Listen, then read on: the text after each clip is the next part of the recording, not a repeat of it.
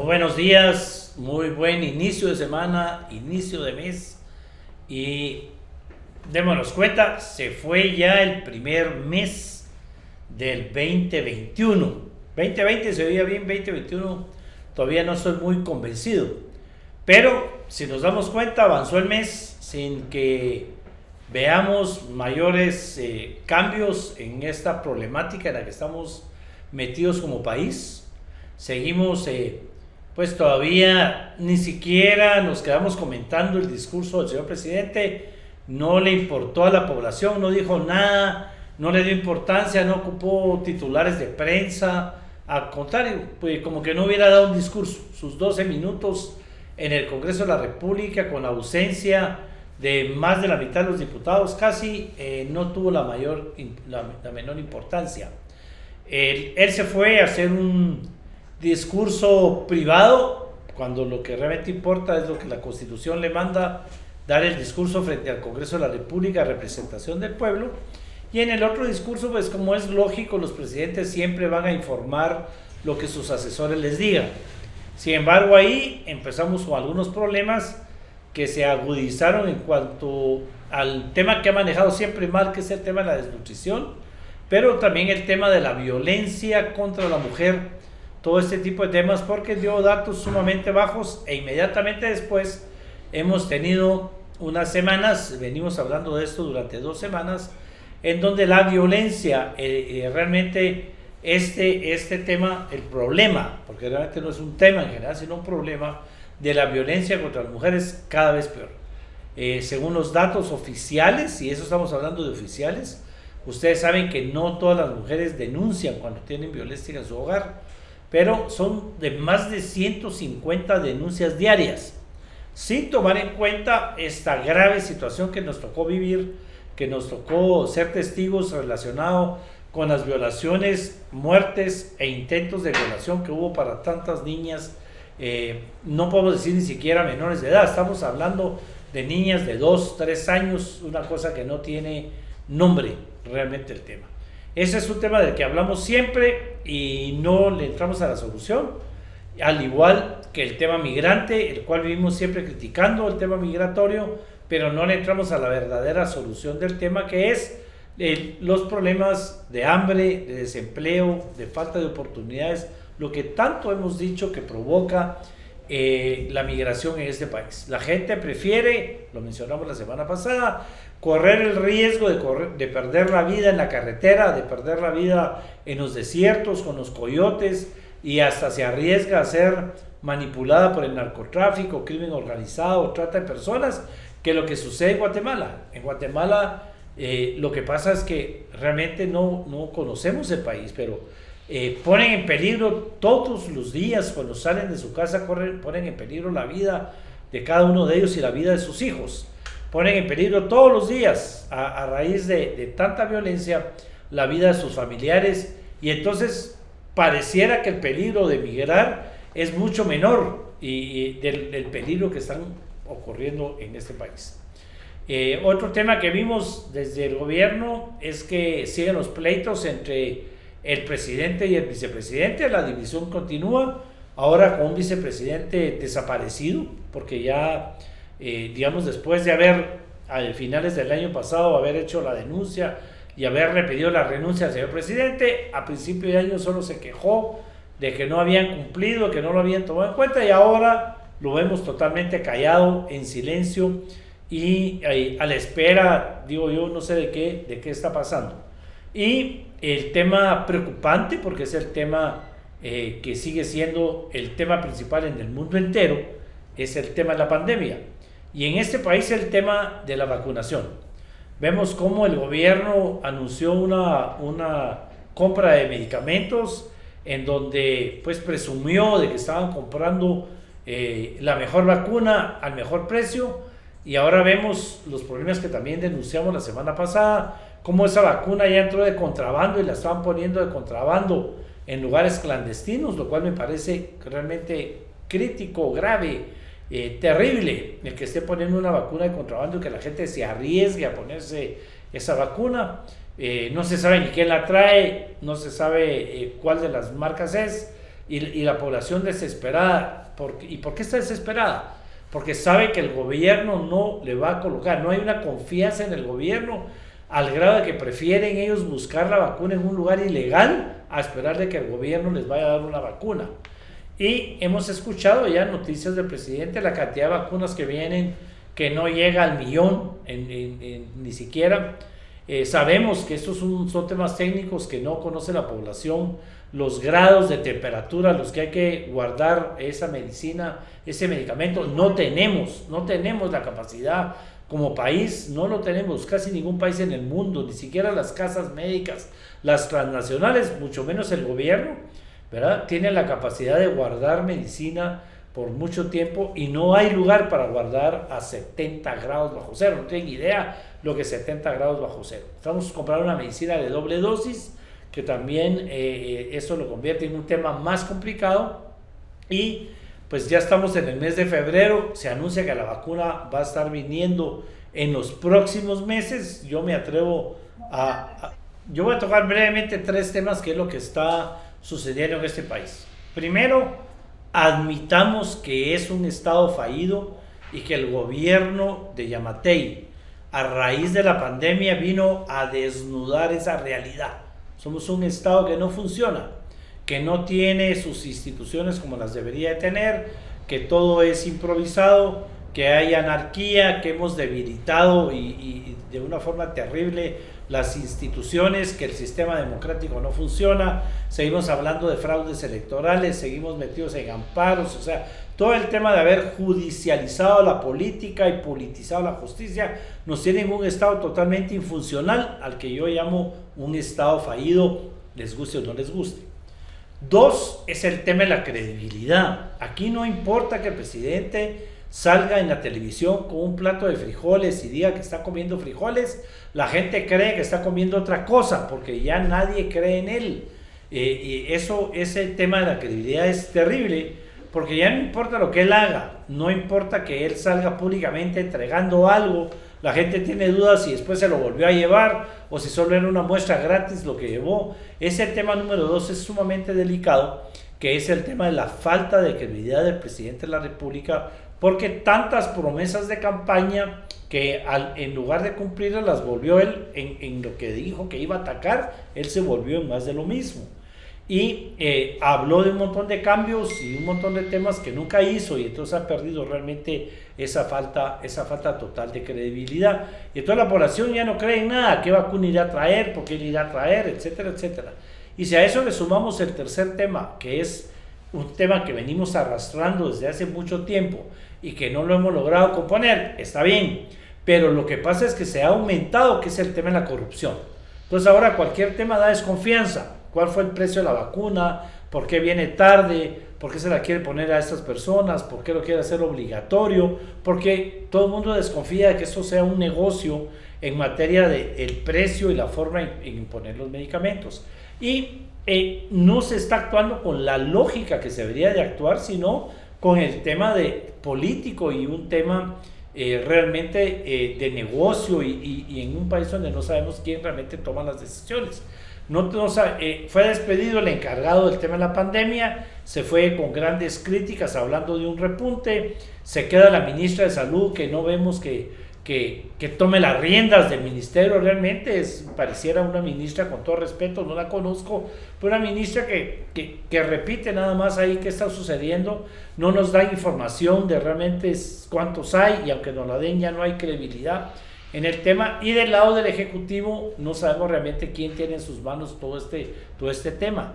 Lo más lógico en cualquier país del mundo es que la vacuna se le empiece a colocar a las personas que están expuestas al virus.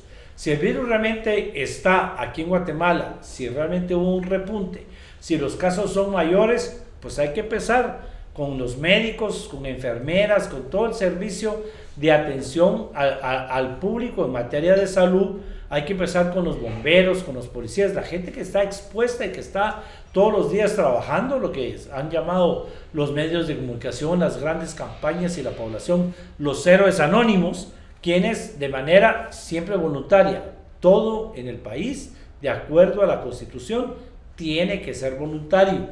Obligado únicamente un estado de sitio, un estado de guerra, nos puede obligar a hacer las cosas. En un estado normal, el Estado no nos puede obligar absolutamente a nada, ni a nada. Por eso es que cuando en una empresa del Estado, una institución del Estado, se decide ponerle un uniforme, para dar un ejemplo sencillo, esto tiene que contar con el visto bueno de los empleados y hasta la forma del uniforme, porque de eso se trata una democracia donde todo el mundo disponga, proponga, discute y no simplemente tenga que cumplir órdenes obligadamente. Entonces hay que tener mucho cuidado de que tanto en el tema de la locomoción, en el tema de la expresión, que ha sido tan atacado, en el tema de la persecución a los que somos críticos de este gobierno, se viola constantemente la Constitución. Y en ese sentido, la vacuna no puede ser obligatoria. Ninguna vacuna puede ser obligatoria si no es por un estado de sitio, un estado de guerra, en donde el gobierno tiene ya ahí la potestad de prohibirnos ciertas cosas que van quitando nuestros derechos constitucionales. De lo contrario, en un estado normal no es obligatorio para nadie colocarse la vacuna. Y la gente eso anda buscando, porque como hay tanta desconfianza en el gobierno, hay tanta desconfianza en el medicamento, hay tanta desconfianza en realmente si el virus hasta qué grado está, entonces hay desconfianza en el tema del medicamento, ¿verdad? Y yo me atrevería a decir que la vacuna no va a ir viniendo en el mes de febrero. Lamentablemente no tenemos la capacidad para hacerla venir, ni mucho menos para tenerla aquí, y ese anuncio de la tercera semana de febrero me parece corto para lo ineficiente que ha sido el gobierno en la compra de la vacuna, y yo creo que no vamos a estar en el mes de marzo y Guatemala no va a estar todavía vacunando. No entiendo por qué esa irresponsabilidad de querer vacunar a las personas mayores de 65 años. Bueno, mire, lo que sucede en ese país, y ya lo hemos repetido antes, es no tenemos un Estado que funcione, se están aprovechando de ese Estado que no funciona en río revuelto, ganancia de pescadores, se está usando el Estado para hacer grandes, enormes, terribles y paniqueantes negocios con el hambre del pueblo, con los impuestos del pueblo y con la pandemia. Se ha perdido un control total, no hay un programa como cuando se empezó, un programa que no se cumplió, pero había un programa. Hoy no hay ningún programa en ningún sentido de qué estamos haciendo en el tema de la pandemia, y como también nos ha sucedido con este presidente, toma las medidas que uno menos espera, porque las medidas en el mundo entero, han sido empezar a vacunar a quienes están expuestos, precisamente atendiendo a la población que se reporta con el virus. Tenemos, por ejemplo, en zona 16, y eso es una denuncia de algo que me consta, ahí hay un puesto de salud en donde los médicos no tienen ni siquiera en dónde ir al baño, dónde lavarse las manos, dónde comer, o sea, no tienen ninguna de estos temas de servicios básicos los médicos, mucho menos la gente que llega. Y estas personas están siendo expuestas, ahí hay una enorme cola de las personas que llegan a que se les haga el examen, y a los primeros que están en gran contagio, que no tienen dónde lavarse las manos, no tienen dónde ir al baño, no tienen alimentación, etcétera, etcétera, son los médicos y las médicas, la gente del Ministerio de Salud, y lo mismo está sucediendo en otros lugares. Y ahí es donde hay que empezar, donde realmente están poniéndose en un constante peligro, precisamente empezando con todo el sistema de salud, empezando con los bomberos, con los policías, con toda la gente que está asistiendo con los temas de comida, antes de pensar en cualquier otro tema, ¿verdad? No hay manera de pensar en que pueda hacerse en otro lado. Yo sí creo que el Procurador de los Derechos Humanos pues ha dejado mucho que desear en esta etapa, porque con todo respeto, aquí no se trata de pelear con nadie, insultar a nadie, pero derechos humanos se empieza con el derecho fundamental de la vida, y es una institución que lamentablemente también se politizó, y entonces el procurador está más concentrado en los temas políticos, que si ganó fulanito, que si perdió menganito en las cortes, que si esto y lo otro. Son temas muy importantes, y que hay que intervenir, pero como derechos humanos, el derecho fundamental de la vida, el derecho a la salud, el derecho a la educación, todo este tipo de derechos, nunca sabemos nada de qué está sucediendo, qué está haciendo la Procuraduría de Derechos Humanos para saber realmente en dónde se está atendiendo, en dónde se están haciendo los exámenes, si los exámenes realmente son verdaderos, cuánto están costando estos exámenes, qué está pasando con los servicios de salud. Hemos descuidado todos los temas de salud por atender la pandemia. No nos hagamos los locos con el tema de la medicina, con el tema de los médicos, sigue siendo igual de cara, igual de inexistente, igual de corrupto todo el sistema médico, sin que nadie diga absolutamente nada. Y si nos pasamos al tema de la educación, ¿por qué no se usó el dinero en remozar las escuelas? No podemos regresar a las escuelas si no hay baños, no hay agua, o sea, no hay escuelas, ¿verdad? Porque lo que hay son edificios viejos caídos, sin pupitres, y entonces vamos a pedir a los niños y a las niñas que hay que estarse lavando las manos a cada rato, si ni siquiera llega el agua a esas escuelas, si ni siquiera hay techo, ni siquiera hay donde sentarse. Ese tipo de medidas básicas, mínimas, que no deberían de existir en pleno 2021, en este siglo, en esta época. No es entendible que una población no tenga un servicio de agua, no tenga un servicio de energía eléctrica, no tenga servicios de higiene y de salud básicos. Sin eso todo lo demás es lo de menos. ¿Qué le importa a una población que no tiene para llevarle de comer a sus hijos? ¿Quién quedó en la Corte de Constitucionalidad? ¿Quién va a quedar en las otras cortes? Esos temas aquí los hemos criticado y hemos hablado de ellos y vamos a seguir hablando de ellos, pero ahorita estamos hablando de temas fundamentales en materia de derechos humanos. La gente quiere vivir y no se habla nada en materia de sobrevivencia con el sistema de salud en términos generales. Ella quiere tener un mínimo de educación, que es uno de los grandes problemas de este país, es que la educación no llega a este país. ¿Y cómo va a llegar sin escuelas, y estas escuelas sin los servicios básicos mínimos?